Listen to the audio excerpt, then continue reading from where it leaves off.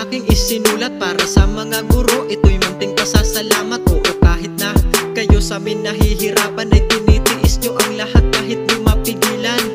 At pinapakita nyo pa rin sa amin kung paano natratuhin para kayo'y respetuhin. Dahil di naiiwasan yung mga pasaway, pero nandyan kayo palagi sa amin na gumagabay. Kaya salamat, patawad kung puro lang kalokohan o patawad. Salamat at